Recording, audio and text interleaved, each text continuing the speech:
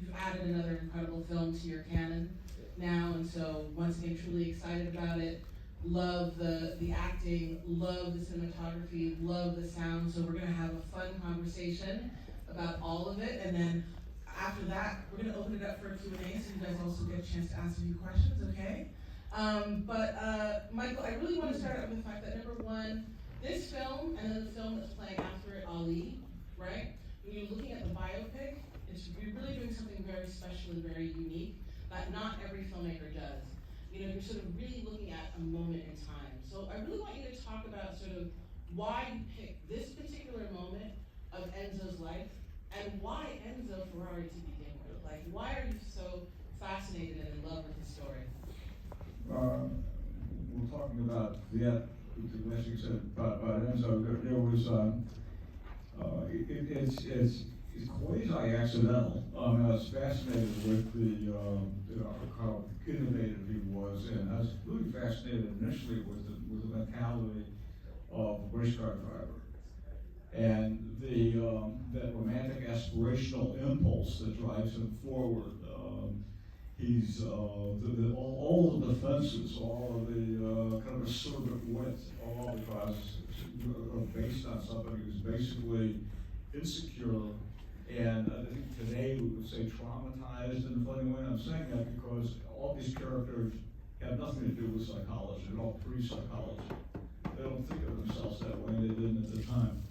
When he was in 1918, he was on a park bench in the cold and having just been turned down for a job at Fiat, and which he had his heart set on. He had lost his father a year earlier in World War I, and lost his brother, with whom he was very close. He said about his brother that his brother took him with him everywhere, which is something that Adam and I really zeroed in on, and that's why the last line in the film, to Aero, and bereft in a 1918 in Italy, post-World War I, where any transcendence through these static class hierarchies are very, very difficult. He asked himself one question, which is, who shall I be in this world? Which is a very romantic notion that he could transcend and become what we wanted to be. The answer he gave up was, I want to be a race car driver, which is like saying, I want to be an astronaut and go to the moon in 1970. And so that drive forward, kind of key to understanding who this man is. But the reason why, because the compression of a fascinating life, a very complex individual with this complex, irresolvable relationship with Lara, with Lena, with the second family, all of who he was and all who he's going to become all collides in this 1 3-month period. And so the idea of, anyway, that's the real attraction to Ferrari. And then impulse and civilian calls in the middle-aged man to the kind of racing, the terrible joy, dangerous passion that he talks about. It's that sense that you're on the track, and you know at a certain point, you can tell because there's a crack in the pavement or something, here's when I'm supposed to brake, start braking in a straight line, here's my downshift, here's my turn-in point, can I go faster, can I brake later, can I carry more speed through this turn, and it's perilous, because particularly in these years, one mistake and you're dead. And that pathological kind of very emotional impulse to push yourself forward and engage in something that's perilous, that is at the core of these guys, and anybody who's done any racing knows that feeling, and that's so there's also attraction. I'm wandering around a little bit, but these are some of the reasons why I wanted to do the movies. No, I love it. And one of the things is also sort of looking at the relationship and his relationship with Laura and with Lena. And can you talk about your sort of approach to sort of really understanding what that meant and the time as well, because it was really him having these two families. What fascinated me is they both have lived through this horrible trauma of the death of their child, the muscular dystrophy. There's no recovering from death of the child. This cloying term of healing. There's no healing. Your child dies. Given where the romance began, he writes that he fell head over heels with her in 1922 when she was this vivacious cabaret singer, and extroverted, really unusual, and we find her now a mother who's lost her son, and trapped in her circumstances. Divorce isn't possible, it's not even on the menu.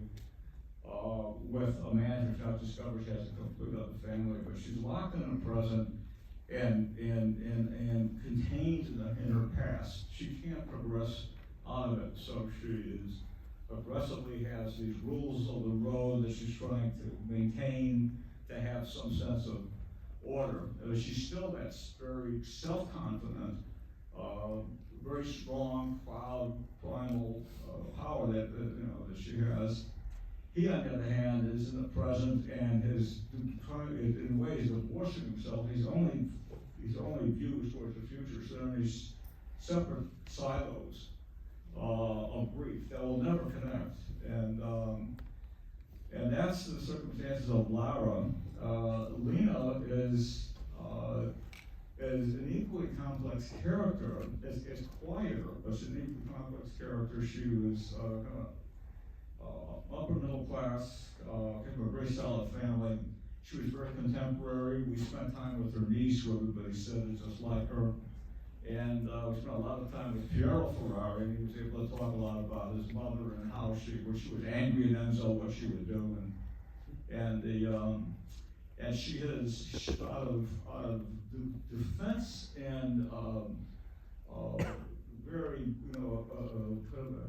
aggressive commitment to her son is maintaining this relationship, and Enzo was the love of her life. There was a rapport between them that's absolutely visible. When I saw some pictures of them 20 years after the events here, when they're both living in the apartment, and you can just see these two people from the late 1970s sitting next to each other, and you just feel the rapport in that black photo.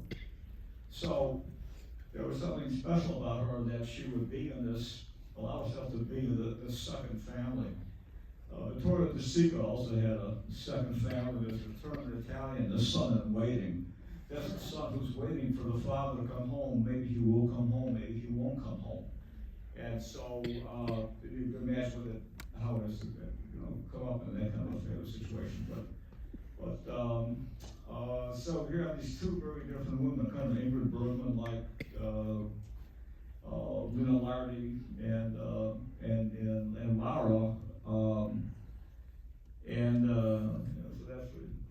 And obviously you have an incredible cast: Adam, Penelope. I mean, just really truly sort of brought those characters to life. And the other character, to me, always in the film is the city of Modena. Can you talk a little bit about shooting there and how, what were some of the discoveries you found that kind of shifted the actors as well a little bit? Everything is shot in Modena, and except the mountains, which are the Grand Sasso Mountains, about an hour and a half north of Rome. And there's some interiors in Reggio Emilia, which is about 20 minutes away. But the exterior of Enzo's house is Enzo's house. The Storchi Opera is the Storchi Opera. It is next door. The barbershop is around the corner. It's the barbershop that Enzo went to. Was completely unchanged. The guy shaving Adam is the son of the barber who shaved Enzo. He's sitting in the same chair. I mean, so everything had a kind of a Pirandello-esque kind of reality to it. And the cobblestone streets are the same streets. And so there was an osmosis for all of us, for myself particularly, but also for Adam, for Penelope, for Shailene. We had numerous vendors at Piero's house. He still lives in Castelvetro. And so, you would meet somebody and get a haircut. Some guy would walk in, and the old man would walk in and said, I want to introduce myself. I was Lara's doctor until the end of her life, and took care of Enzo as well. And then we got to know him, that he had letters that no one had ever seen before. They were very amorous, that Enzo wrote to Lara towards the end of her life in 1977, 78. And so, you realize I mean, Ferrari is one of the most powerful brands in the world, not when you're in Modena. In Modena, it's just the home team. And you meet people who work at the factory, their fathers work at the factory, everybody has anecdotes, and it's a very different environment, but it was fabulous to be there for 6 months. I love that, and I want to talk to you a little bit now also about the visual language of the film. Your collaboration with Eric, and can you talk a little bit about sort of your thought process as you all are working together, and then also sort of how you were thinking about shooting all the racing scenes as well? Well, Eric Messerschmidt is a fantastic lighting cameraman in the European sense, and that is somebody who truly paints with light. And I think one of his biggest assets is that he started as a gaffer. So there's been a trend maybe in the last 5-6 years to kind of passive illumination, which I loathe. To me, I mean, Aero is lighting like an Aero is so facile with it. So I was very interested in Caravaggio's painting and how light appears, where it's like an environment is lit, not the people move through the light. So the light's independent of the people, and that's a very, very important notion we had. Roberto D'Angelis operates, I've been working with him as a camera operator since 2009. I operate sometimes, and with Eric, we're able to move lights around very, very quickly, and he somehow managed to have a helium-filled balloon illuminating something that just went up in like 10 minutes. And then Pietro Scalia, the editor, did amazing work, particularly in all these dialogue scenes that we have. And then Maria Jurkovic, the brush designer, we had a very specific monochromatic palette that I wanted for all the dramatic scenes, where it's all not monochromatic from the black and white, but it's like tone on tone on tone. If you think about Enzo's bedroom that Laura walks in at the very beginning of the picture, that's all that's very intentional, because in some cases the story points get resolved in the racing. So when I cut to the racing, I wanted that to be extremely different, very oppositional. The primary reds, very agitated camera work, and trying to be experiential with the racing. I mean, Michael, you're so I know that research and detail and truth is very important to you when it comes to your filmmaking style, and so how do you feel that sort of translates to all of the different parts? So for in terms of the sound, right? So when you're thinking of sound and you're having that sort of the truth in the sound, can you tell everybody? I mean, I have heard sort of like some of the tricks that you did, but I think it's really important for people to understand why that truth comes through in so many different levels. It's a fairly large type question, but that's a larger way to answer it. What's the rest of being extremely boring? No, not at all. I think everybody wants to hear all the details. I think that there's, when I do a lot of research in the beginning, which to me is an adventure, it's hardly work. I mean, I can't imagine, why anybody would want to do it any other way. And you don't waste time on things that aren't actionable. You get actionable research, and you get deeper and deeper into it. And for Adam to have the very sophisticated understanding how a Lampredi V12 engine actually worked, a full competition engine worked, and you start to see the miracle of this thing, which is like looking at the inside of a really fine watch and understand that there's an energy source on the inside that's making it all go, and how revolutionary that must have seemed in the 1920s to have something that worked that reliably and could do what it was doing 7,000 times a minute. And the advances were such that in 1957, the cars made a lot of power. The rest of the technology wasn't keeping up with that in terms of the brakes and Aero tires and everything else. So they made enough power to drive these cars at 170 miles an hour, which is the estimated speed Di Portago was going when he crashed. But deep diving into that, and even more importantly, aside from the obvious stuff, like in the material world, what kind of posters and what street furniture looked like in 1957 in Modena. Aside from that, the really fascinating thing for myself and for us is period authentic attitudes, period authentic psychology. What was marital life in northern Italy typically like in 1957? What was a woman like Lara's expectations? What was a typical family pattern after she discovered the flagrant infidelity of her husband?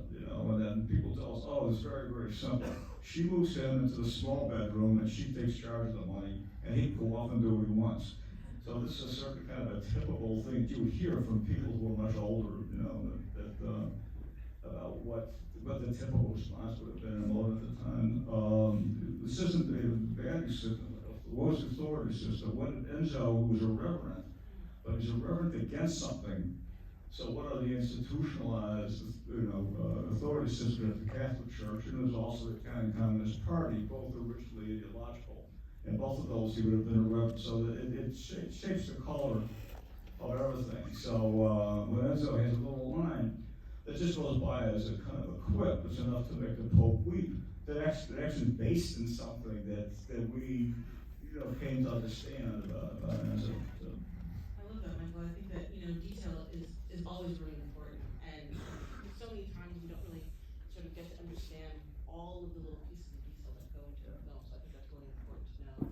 And I really do want to talk to you though about your sort of approach to sound. Tell me a little bit about your approach to sound in the film. We built mathematically perfect replicas of the race cars that were actually, we built 11 cars, not the single-seater Maserati that Jean Marat drives in the beginning. That's Nick Mason, Pink Floyd drummer's car. That's actual car. But the ones we were using, so they're mathematically perfect, but they have contemporary drivetrains and computer designed tubular chassis underneath the skin that we could engineer into those about 30 or 40 hard mounts, so I could mount camera systems through the skin of the car onto the car. All this was all well prefigured. But the sound of the real engines is unbelievable, and that's what you're hearing, because like we often go back and redo, do ADR, go back and we might have an actor come in and post and lip sync something, and some actors like Adam or Al Pacino happen to be fantastic at it. We did the same thing with the sounds of these cars, always planned to. So the engines you're hearing are full competition V12s from that period, and they have F1 races or something. There's a very dramatic sound. It's both violent, it's intimidating, it's alluring. It speaks a certain kind of savage power that's also quite beautiful. And so when we went back and found a railway tunnel in England that was brick, and so that we could take 12 microphones on one of on a real car and drive it through that. And the way the engine sound reverberated over the walls, we then laid in with all the gear changes and Ravenna when they're driving through the narrow streets, that kind of thing. I love it. And we have time for a few questions. So, right. Like I said, we went back and post, and I mean the sound of the engines we had. Our replica cars could do 140, 150. So they were four-cylinder twin turbo cars. They didn't sound at all like these V12s. And as I said before, we went back and post, and we recorded them quite specifically with 8 or 9 microphones all over the car, duplicating gear shift changes, all that jazz.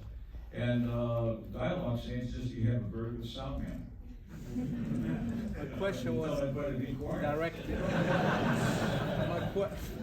My question was directed. They tell me to be quiet when I interrupt scenes. My question about directing, not sound, but that was a great answer. Oh, okay. So his question was actually about directing. More about sort of how are you directing those quiet moments? What's your approach? Well, that's something I can't do in 25 words or less.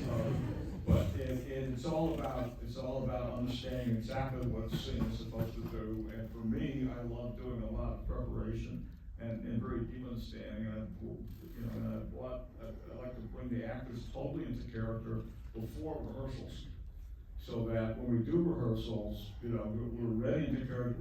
We're complete biography to understand who they are, and then we're exploring things in rehearsals.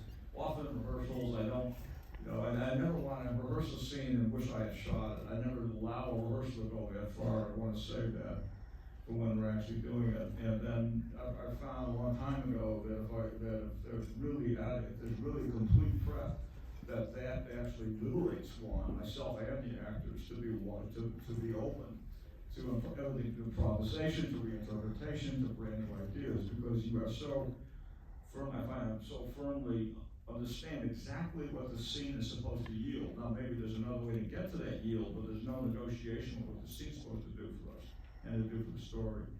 So for me, in a word, it's the joy of preparation and having the time to know what you want out of the scene, and then I imposed upon myself a long time ago out of necessity, trying to understand the actor's language, how they're talking to themselves, not to me, to themselves, and to be able to talk to them in their language, and it's different for every actor. And that's because the very first dramatic thing I did, I knew what I wanted the performance to be like, but I didn't have any of the language to communicate in a meaningful way. I mean, you can't, it's not right, the exact opposite of viewing actors as movable furniture. It's not about more or less, or I'd like you to be happy, and it's ridiculous kind of directions like that. So I really want to be internal, and I try to direct from the inside out. In other words, very internally. Here's where you were at a moment before a stimuli, meaning a line of dialogue from the other actor, is coming in. So it's about setting up the actor for the incoming stimulus of the next line of dialogue. I mean, literally line by line, and then if something's not happening, then I try to reorientate where they're situated, using everything from their circumstances, their biographies, sensorials of the moment. It's hot in here, you don't want to be in here, you want to get out, but you can't. All of that stuff because to me, it's all about a spontaneous response. So when you get an actress like Penelope, and she delivers a scene like her last scene here, I mean, it's everybody watching the monitors, you know when it lands in that particular, take, and it all comes from a lot of, being in that very, very special group, which has a lot of history behind it. Okay. Next question? I look for was first of all, I've gotten to the point where I pretty much know what I know. It's like I just have a feeling. I was having drinks with Adam, 20 minutes in, and I said, this guy's Enzo Ferrari. And he's from Indiana, he's 20 years too young, he's 3 inches too tall, his skull is shaped all the wrong way. But this is the guy, There was a ferocious intent to Adam's artistic ambition, and it's there in somebody who's really lived life. It's not, he's not a trust fund kid, didn't grow up within the system here. Was in the Marines, out of the Marines, went to Juilliard and a GI Bill. So, there was something about the ferocity of his artistic ambition. And I just felt that he's Enzo. I mean, in very, kind of in real large molecules of him are really Enzo. And then the rest of it we do in craft. It's just craft work to get a, to acquire the stature, the size, to walk, talk, breathe, look, like Enzo. What is he? How did Enzo see when he walked in a room? What was his response? Like in the Russia technical inspection, he walks into the crowd, nobody notices him, he doesn't like this, he takes his sunglasses off so that they notice him, then everybody starts crowding around, he puts his sunglasses back on for anything to see. So that's the, the same thing with Penelope, so it's really kind of from the inside out, and it's Great. I particularly liked in that last in the scene where after Laura discovered the existence of the second family, is that when he rages that I did everything, you realize the real world years and years of commitment to try to save his son. Now, you knew about the loss because of the early scene when they're in the mausoleum. And by the way, that is the actual family mausoleum that we were in. You knew about that, but you didn't know this is what all behind that. Here was all of this commitment that both of them obviously had. And so I don't know why exactly, but it was just interesting to me that, and without any preamble, for him to just launch into everything that he knew about, and then the self-condemnation that the father deluded himself, the great engineer. You never had seen that in this character before, but it's part and parcel of Adam's understanding of Enzo. So for that to come in dramatically without any fanfare or any prep, for me it was very interesting. Go ahead. So, two questions. The first is, Patrick Dempsey, how did he get involved in the film? She knows he has a big love for cars and racing. And then the other side is what happened to all the cars in the film? Okay. Patrick knew about this screenplay the last 10 years. I got to be in this some way. And he's, as you probably obviously know, he's a professional race car driver at the same time. He races for Porsche. And he's had a couple of podium finishes at Le Mans. And again, the quality of what that internal experience is, the rest of the world goes away and you just focus on one thing. The cars are sitting in a warehouse in Modena, and I've got to figure out in the next couple of weeks. We had a tremendous amount of help from really wonderful people who work at the factory. If we needed, engine blocks to show up in a scene, like when with Connie, the journalists, and they didn't get them, somebody would go into the restoration department at the factory and pull out somebody's very expensive engine in the process of restoring it, because they needed it on the set. And we had that kind of cooperation. A guy there named Gabriele Lally, who was one of the engineers on his own, went to the mountain. Guidozola, where the accident really happened, is in Mantua Prefecture, and he went in and dug into the police storage to get into their archives to find out, to get the 2-year police investigation on the accident, to get the blueprints and everything else about how it happened. He just did that for us on his own. So we had a lot of this kind of cooperation for everybody. So he's asking, why did you go back and cut your films over? Because I made a mistake. I discovered later I may have made a mistake to take something out and wanted to put it back. There was a scene that was left in that shouldn't have been in. So, like probably the best version of the last movie, which is the current one, which is shorter. There's a number of additions to Ali. This is by far the best version of Ali. It's more overtly political. Patrice Lumumba is in here by name. There was somebody that was important to Muhammad Ali. Ali knew all about Patrice Lumumba in 1964-65. He got assassinated. He got murdered in 1963. So do this thing. So some films I've never changed the frame of, like Insider or Heat, for example.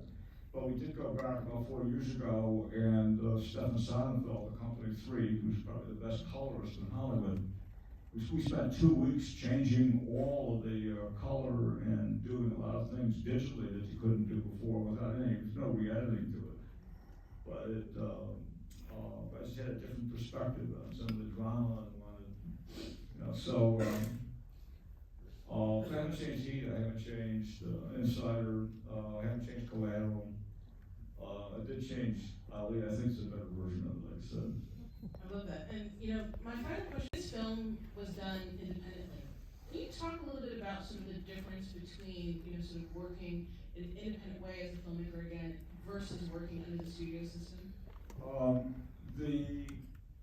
It's the best and worst way to make a movie. It's much better to have a studio write a check and you go make a movie. So we had, this film, the only way this film got made is because Italy has a spectacular program, and the number's not secret. We had a $24 million tax credit from Italy. We had very large foreign pre-sales of the film, and myself and Adam took massive salary cuts and put some money in the movie. The two producers, Peter Sandwick and John Lesher, took 0 fees to work on the film, and so it's been put together. It's just kind of balkanized. Amazon bought it, threw up to streaming in France and Germany, and so you put all these pieces together, and consequently nobody is at risk. So, for example, Neon has it only in the United States, and they don't have a very large investment in the film at all. So, that's good, and it's also bad. Like that people have skin in the game, and that's how we're able to do the film, because I could have done this film years ago if I cut a lot of the content out of it and done it for half the price as an independent film, but I didn't want to do it this way or not do it at all. So. I love that. Well, congratulations to you, Michael, on making a beautiful film. Thank you.